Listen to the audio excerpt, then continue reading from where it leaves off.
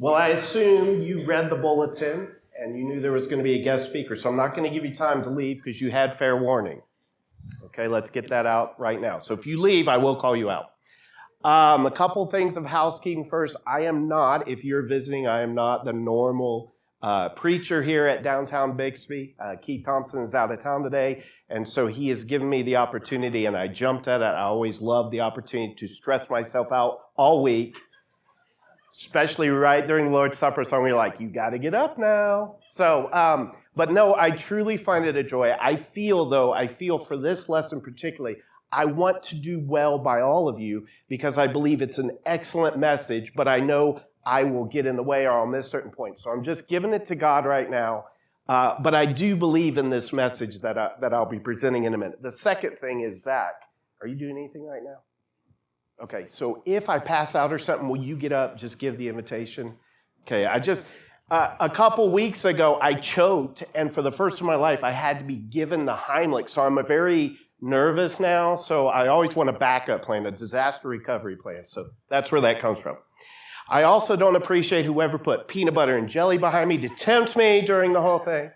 But no, this is a great thing. But I am assuming that if I get hungry halfway to get through the lesson, you will be okay if I dip into one of those. Okay, I'll share, don't worry. So today I have the task, and I'm glad I have enough time, okay, because that's what I feel pressure is. I don't want to rush through any of this, and I know when I talk fast, then I might not be able to make a point as well as I want to make a point. I'm going to be in the book of Esther, and my goal today is to somewhat cover all 10 chapters, right? And I know as a listener, when I hear that, my eyes start to glaze over. So I'm asking you, I'm giving you the privilege to be present at this time. Not because Jeremy Thornton's good or mediocre or great or terrible, right? I want you to get the most out of God's word. Because I honestly believe, if I learn how to apply, specifically when I take the time to remember and apply, particularly what I learned in the book of Esther, my life goes much better. My faith goes much smoother. Now, I will let you know, disclaimer, I rarely remember this in pain points that come my way in life. And I do the human fleshly thing, I stress, I have anxiety, I freak out sometimes. But if I could just remember these truths that we learned in Esther, I think it will greatly bless your lives. And I don't want to overstate, I'm not a salesman. I've never liked sales. I'm like, this is going to be the greatest lesson you've ever heard. There's a borderline arrogance to that, right? But I believe in God's word and the power it brings. So I invite you to be present during this time, because so many times I miss the moment. Through communion time and through singing, I realize I'm not even paying attention. Oh, look how great I sound on this note. Wow. And I missed the moment. So I invite you to be present. I give you the privilege of forgetting all the other pain points in your life right now or your to-do list and be present. So I'm going to try. I'm still not good balancing where I don't want to get stuck. I'm like, when you go to a sports game and you find yourself, you're not even watching the live sports. You're watching the projector and you're like, why did I even pay for tickets if I'm just going to watch the TV? So I'm going to try not to get too stuck on this. And I'm at that age where now I'm not good with technology. I have to ask my children now, like, hey, how do I program this?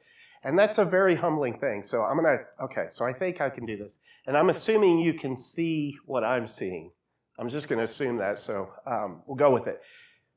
Today, I want you to think about this concept, begin with the end in mind, right? Begin with the end in mind. So I'm going to break tradition, right? And I also want to point out what we're talking about today is a true story. I cannot emphasize that enough. This is a true story. These people lived on this earth. They had the same emotions that you and I have. They struggle with stress and anxiety and all of those things just like us. They are superheroes. There's nothing different from how they live and process information than you and I do.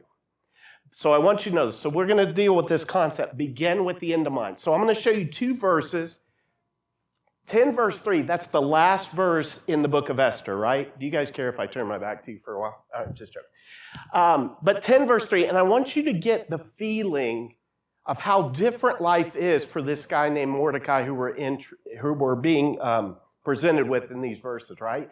This man named Mordecai, it says he's a Jew, and these are two examples of his mountaintop and valley right here. That's what I pulled out, right? So in chapter 10, verse 3, it says, Mordecai the Jew was second in rank to King Xerxes, preeminent among the Jews, and held in high esteem by his many fellow Jews, because he worked for the good of his people and spoke up for the welfare of all the Jews. Now think about that first line right there. Mordecai the Jew was second in rank to king. Now what that signifies to me is he had no worries as far as finances or food supply or shelter. He was second in command in King Xerxes' kingdom. And we'll look at King Xerxes in a second here and what that means. But that's a mountaintop. I mean, he should have no concerns in life. But I want you to look at Esther chapter 4, verse 1. We find a very different situation in the life of Mordecai. Read along with me. When Mordecai learned of all that had been done, he tore his clothes, put on sackcloth and ashes, and went out into the city, wailing loudly and bitterly. Do you feel the pain points in that verse? And we don't know, if you've read Esther, you kind of know what's going on at play. We'll get to that. But these are two different places in life. Now, I want to ask this question. This is what I'm trying to get accomplished. This is what I struggle with. I want to make sure I can make this point. When you begin with the end in mind, if Mordecai of chapter 4 knew that Mordecai of chapter 10 was going to come, how would he deal with the situations that's facing him in chapter 4? And what I mean by that is, it's obviously something good has happened. And if Mordecai of chapter 4 knew that Mordecai of chapter 10 was going to be one day a fact, how would it change how he lived his life? Does that make sense? Okay, because this is what I really want to get. Now, I want to give you a concept, and I love this. I always believe in giving credit where credit's due. I don't want to be one of those guys that says some fact and I act like it came from me, right? But I love the source of this next thing I'm going to show you. So in the last few years when I read Scripture, I really want to understand what the people at that time were going through. Because I think it's very easy, especially if you've been raised around Scripture and you've read it, like Noah's Ark. Oh yeah, he gets the two of every animal and he does this, and they go through this big flood. It's like nonchalant. And we miss the greatness of these stories, right? And so I was like, how? And I still do this. I'll read through stuff and I'll just kind of gleam over it because I already know it, but I'll miss amazing points that show the people's faith, but then show how great God is when he answers them in their time of need, right?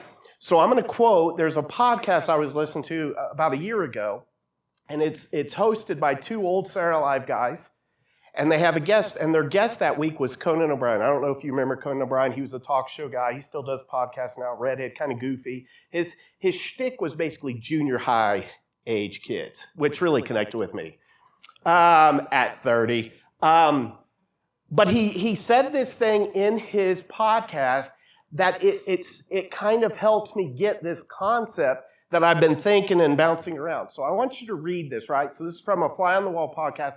Literally, I'm quoting from Conan O'Brien. It says this: there's a revisionist history. It's the way people read history. I can read from this way. People at home, I'm sorry, you've been seeing my back. They read history and they think, well, of course Franklin Roosevelt became president because he's Franklin Roosevelt. And of course he was president like 4 times. But it's not inevitable. It can go a million different ways. So I want to refer back to this concept that I'm trying to create here. When we look through the book of Esther, I want you to realize we know Esther chapter 10 comes. But when they're living their lives through it, they don't know. They aren't for sure how it's going to end. But if you did know, how much differently would that affect your attitude, your spirit, your faith, if you knew the outcome? Let me give you one more example and we'll really get into the book of Esther.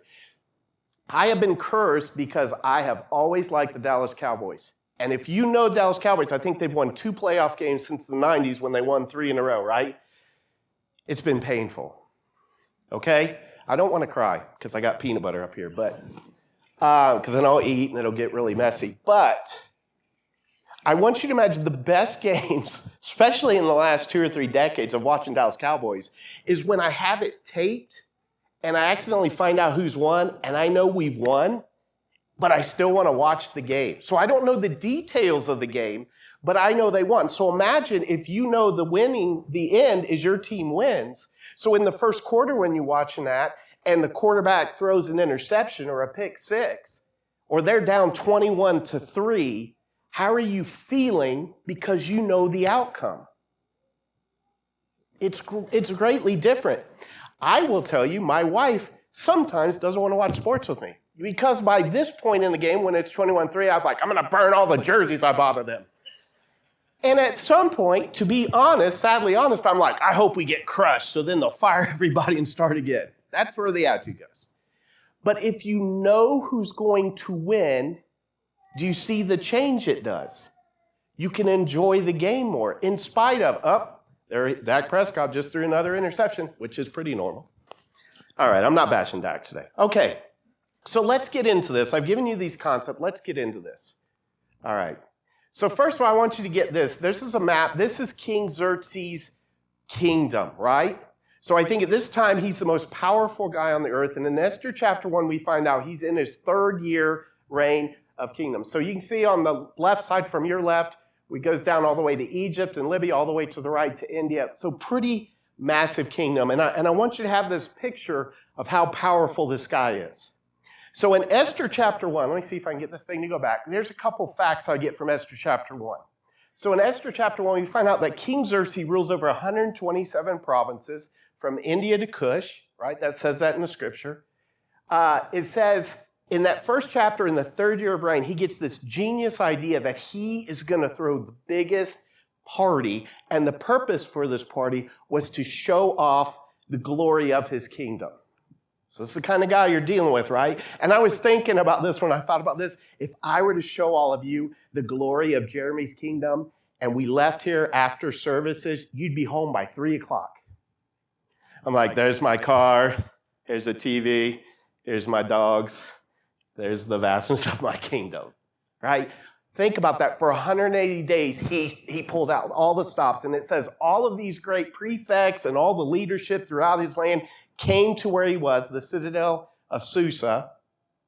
And for 180 days, and here's what I think is crazy. They did this for 180 days where he's showing off the greatness of his kingdom. And then after the 100 days, he throws a 7-day banquet with the close and intimate people there in his city. So think about that. For half a year, this was the situation in King Xerxes' time. So in the 7 days following this 180 days, he throws a banquet. And on day 7, it says he was high in spirits because of wine drinking, right? Because he's showing off everything, the greatness of his thing. So I'm imagining there's a lot of drunk people around.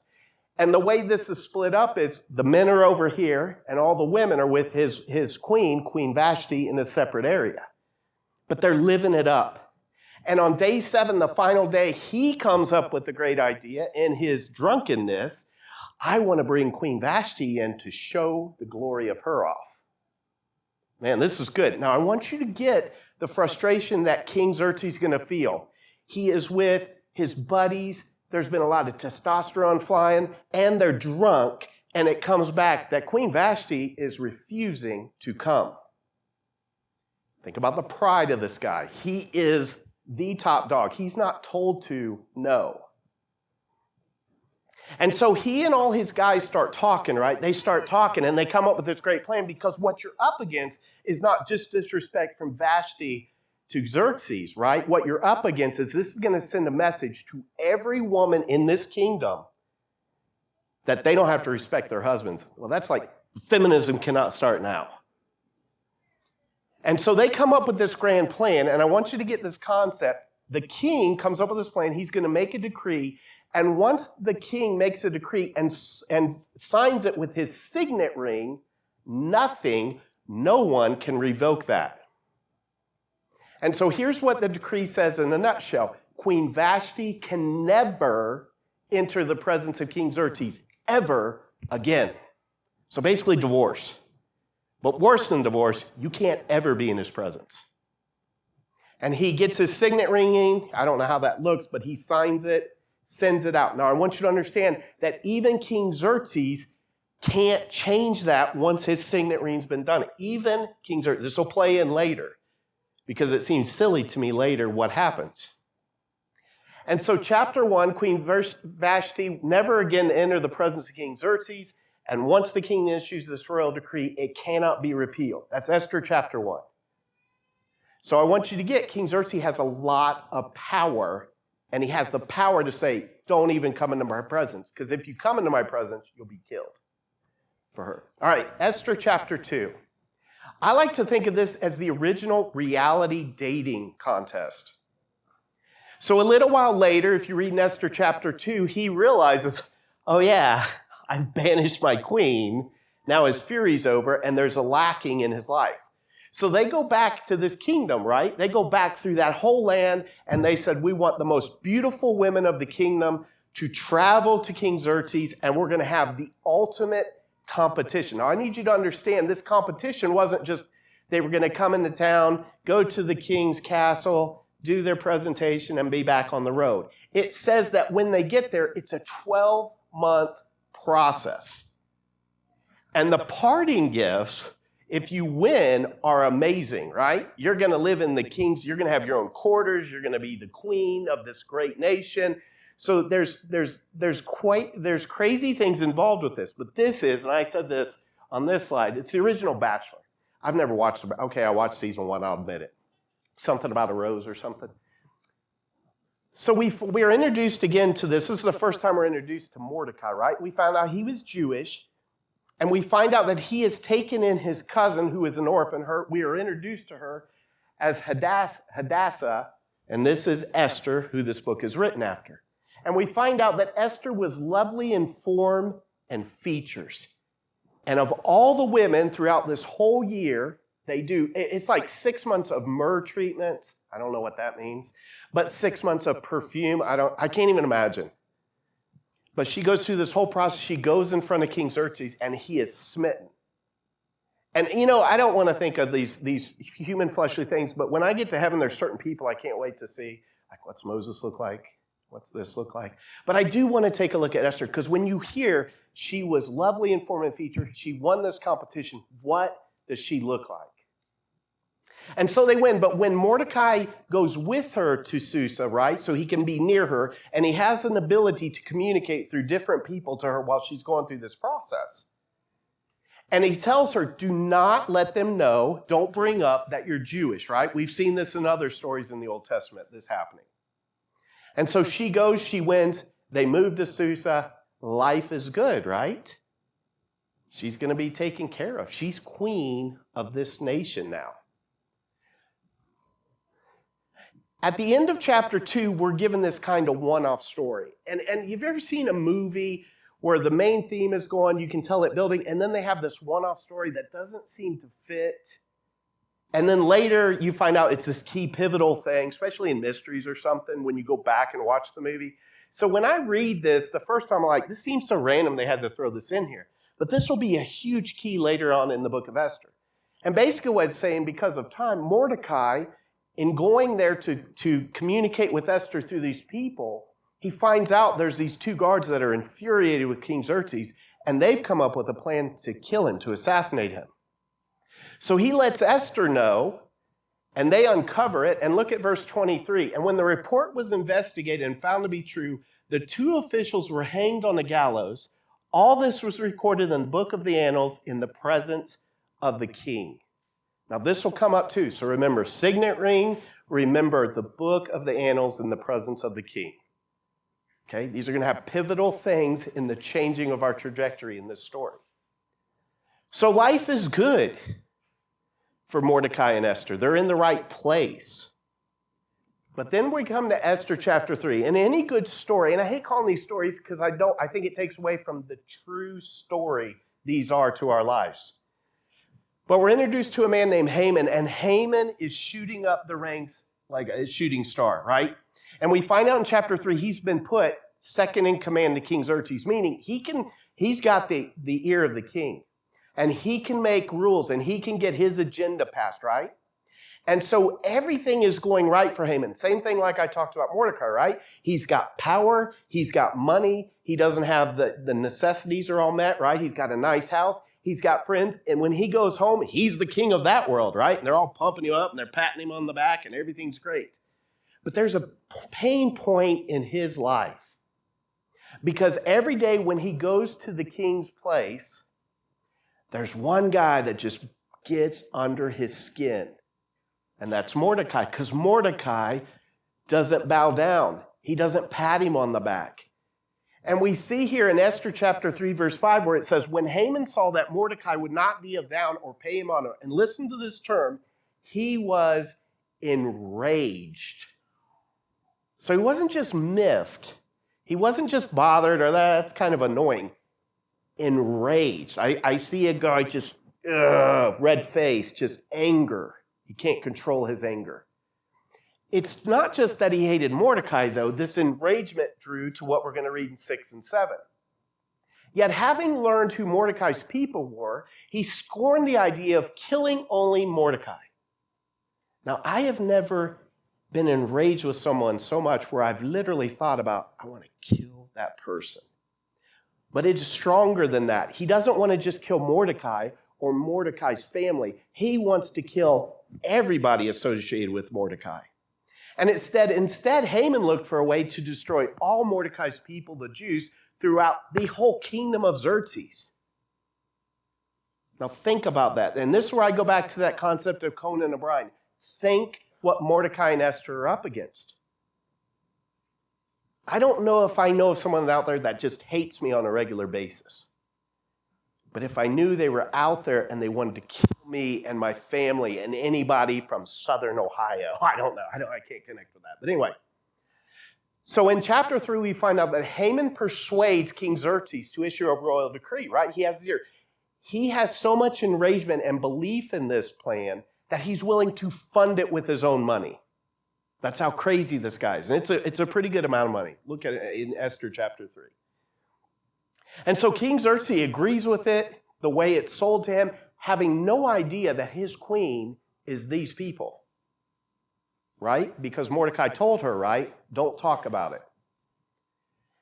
And so the signet ring comes out, they put the decree in, and they send it throughout all that land. Now, I want you to think about this. This is the Conan O'Brien effect. I'm going to coin it right now with you today.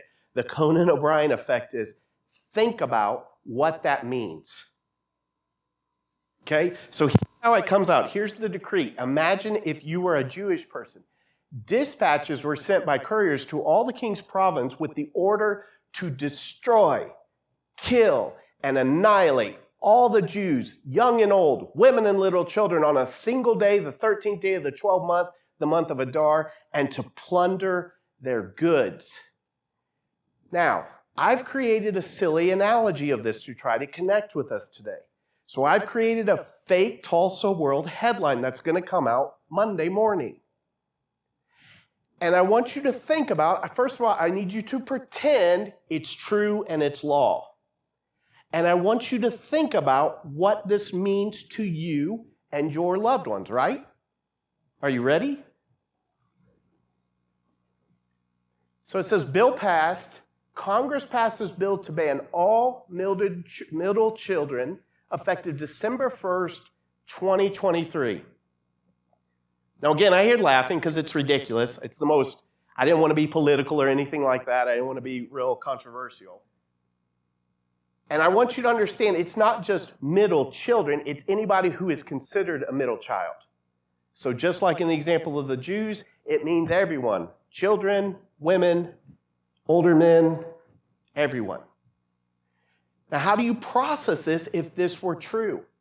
And we have a date, right? It said in this context, right? There is a date set out for this. This is the Conan effect. We don't appreciate what is happening here. We don't appreciate because it's never happened. I can't imagine the newspapers say, these kind of people are going to be killed on this date. And this is what they're up against. This is the pain point. This is why Mordecai is where he is in chapter 3. I've really got to pick it up. Okay. How do we get from Esther 3, where Mordecai and the entire Jewish nation are decreed by the king to be wiped out, to Esther 10, where Mordecai is second in command. And if you could tell Mordecai in Esther 3 about Mordecai in Esther 10, how would it change his life? How would he go through those situations? So we know, and I'm going to have to hurry because I don't want to keep you longer because they'll get mad. You'll take my peanut butter. So Mordecai informs Esther of the dire situation, right? And Esther has a problem. She's like, you've trained me not to tell people I'm Jewish. And he says, you've got to do something. But I need you to understand this pain point for Esther. There is a law that unless you are not summoned by the king himself, you cannot go into his presence because the result is death. Unless he reaches out his scepter in acceptance of your presence. And so this is one of those Conan effects where I just gleam over the seriousness of this thing. This is a pain point. This is a stressor. So she comes up with a plan for 3 days. We're going to fast about this because this is a big deal. But I want you to understand Esther on the day of getting dressed and approaching the king's throne. And in that moment, because if you just read it, it says Esther sees the king. He's sitting on his throne and it's real easy. But in that moment, the faith of Esther is amazing because she could be killed. And so she goes, and again, it's not this big thing, but she didn't know it. She didn't know, Esther chapter 10's coming. And so she comes and he puts the scepter in front of her and she comes and she says, and this is where it gets weird and I want to do a good job of communicating this. He says, I will give you up to half the kingdom. Tell me what you want. And she says, I want to have a banquet later today with yourself, King Xerxes, Haman, and myself. And this is weird because I'm like, time is of the essence. People's lives are on the line. And you want to throw a banquet later today. And so at the banquet, she's going to tell him, right? So she gets to the banquet. They're all there. They're having a good time. Haman's feeling great. I'm with the top 2 people in the whole nation. They've asked me in a private ceremony to meet with them. And he says, what do you want? She says, I want a second banquet tomorrow night. The same people. And it's weird because it's like, why wouldn't you just tell him right now? People's life, the whole nation's life is on the line. And this is where God shows up. And I want you to get this because I love this about Esther. So we got that. This is me questioning why she has 2 banquets, right? In Esther chapter 6, we have this phrase. Look at that. Esther chapter 6, verse 1. That night the king could not sleep. That's God right there. And I'll prove it to you in a second. But God is never mentioned in Esther chapter, in the 10 chapters of Esther. And you're like, where is God? Where is God in this story? In all these pain points and all these things. And Esther chapter 6, verse 1 says, that night the king could not sleep. So I want you to understand this timeline, and this is what I was afraid of. I've talked too long on the front end. I want to get to the good stuff now, and I've got 5 minutes. So here's what's happened. Do you remember this random kick out in chapter 2 we talked about, where these 2 guys talked about assassinating the king? So we go to Esther chapter 6, and it says that night the king could not sleep. So what's he do? When you can't sleep, what do you do? Maybe get on social media, maybe get on Facebook, right? The king, in essence, got on his Facebook. And he says, so he ordered the book of the Chronicles, the record of the reign, to be brought in and read to him. It was found recorded there that Mordecai had exposed these 2 guys, 2 of the king's officers who guarded the doorway, who had conspired to assassinate King Xerxes. And King Xerxes says, what honor and recognition has Mordecai received for this? And the king asked, nothing has been done for him, his attendants answered. Now at the same time, after the first banquet, Haman goes home. And he's loving life. He's with the king and the queen and everything's good. But he has an interaction with Mordecai on his way home. And he goes home and he's enraged again. And his wife says, go build gallows and get rid of him. And he does it that night. So that night he builds a 70-foot high gallows for Mordecai to hang from in the near future. He's not going to wait till this end of year time. Then that night the king can't sleep. And he remembers this story. So the next day Haman's coming for the second banquet. Life is good. And the king says to Haman in Jeremy form, right, because of time, he says, what would you do for the greatest guy in the kingdom? And he's like, well, I'd take him out and I'd trot him out and show him all the good things. He's like, good, go do that for Mordecai. You can't write this stuff this good. It is the most amazing thing for God's goodness ever. And so Mordecai has to take him out. And do you know how that enragement feels for Mordecai right now? So he gets over it and he goes to the second banquet. At the second banquet, finally Esther says what she wants. And she brings up the whole thing about the decree. And she's Jewish. And you sent out this decree that you can't stop. And he was like, well, who did this? And she was like, Haman. And the king is enraged and he walks out because of his fury. And it says that Haman knew the king had already decided he was going to be killed. So in the meantime, while he's out, he's begging Queen Esther, and it gets worse for Haman because she's like on a couch and he falls over. At the same time, King Xerxes comes back in the room and it looks like he's molesting her. So what does King Xerxes do? Someone tells him, hey, there's some gallows at Haman's house. You could hang Haman on the gallows he had built. And they take Haman and they put him on the gallows and they kill him. It just doesn't end there, though. They give everything of Haman to Esther, who gives it to Mordecai. Now, I'm saying this very quick because of our time. So in between the two banquets, Haman builds the gallows. King Xerxes remembers what Mordecai did, right? And it's so simple when God works. He could not sleep. I don't want you to ever look at that phrase again the same. I want you to think to yourself, my God is working. And King Xerxes has Naaman honor Mordecai. But we still have a problem, right? We're getting to chapter 10. We see Naaman dies, and he's hung on the gallows. All of his wealth is given to Mordecai. That's pretty good, but we still have a huge problem. We have a problem because the decree is still there. And you would think it's so stupid, I'm sorry, I said the S word. It's so silly, though, because King Xerxes just change it, but he can't. So they go to him and bid because this date is still out. You know, all the little children, it's still out there.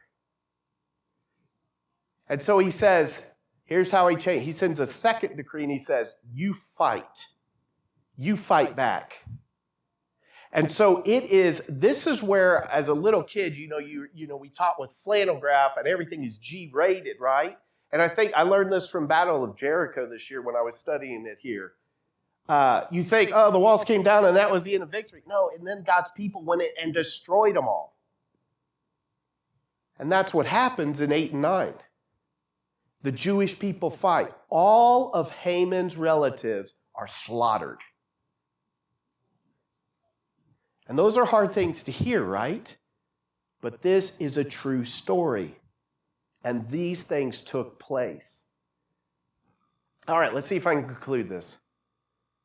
So in 9 and 10, the Jews conquer their enemies.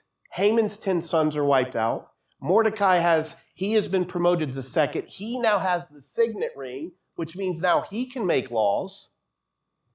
And I want to end with Esther chapter 10, verse 1 through 3. King Xerxes imposed tribute throughout the empire to its distant shores, and all his acts of power and might, together with a full accountness of the greatness of Mordecai, to which the king had raised him. And are they not written in the book of the annals of the kings of the Media and Persia?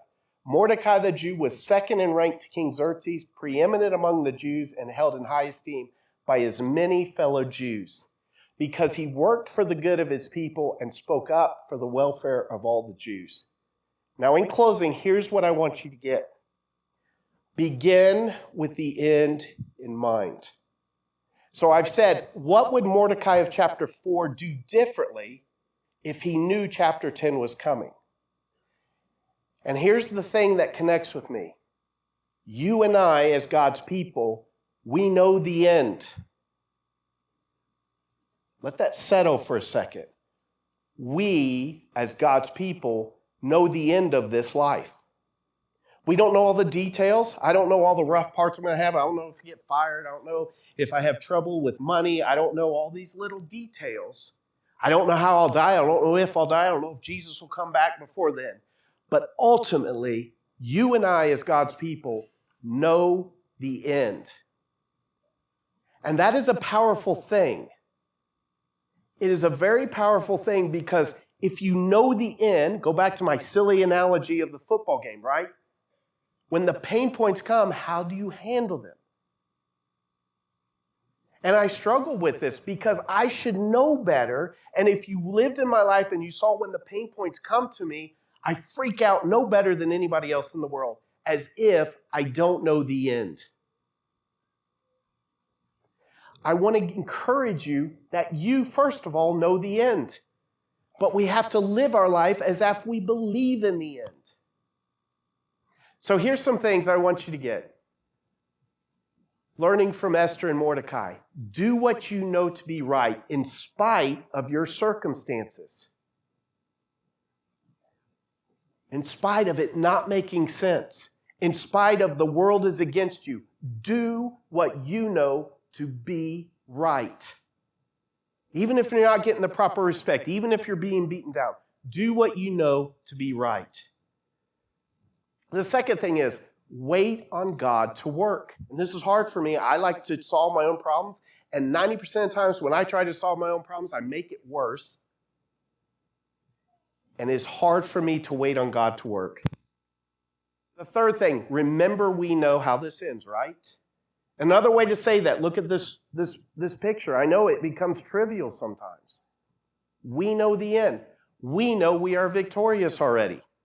In spite of all the details that fill in from there, we know the end. And it's better than being put second in the kingdom of any earthly king.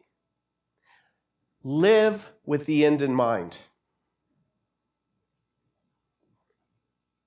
Live with the end in mind. Today, as always, we have a time of invitation. And I'm not good at invitations. You know, I try to come up with the saying, you know, my stepfather had his speech. He always said, and we kind of give him grief over that because it's the same thing for 30 years. You know, he give, you know. But we have this time. But I want you to understand, this is not the only time, but it's a convenient time. And so especially if you are not in a right relationship with God, if you have not been baptized for the remission of your sins, we want to make this time. But understand this time is 24/7. The second thing is, and maybe you've already made that commitment and you've fallen away. We want to pray with you. We want to get you on the right track. We want you to live with the end in mind. And so today as we come and sing, I believe it's a song, I love this song too, I am resolved no longer to linger. I invite you, if you have any needs of this congregation, to make them known as we stand and sing.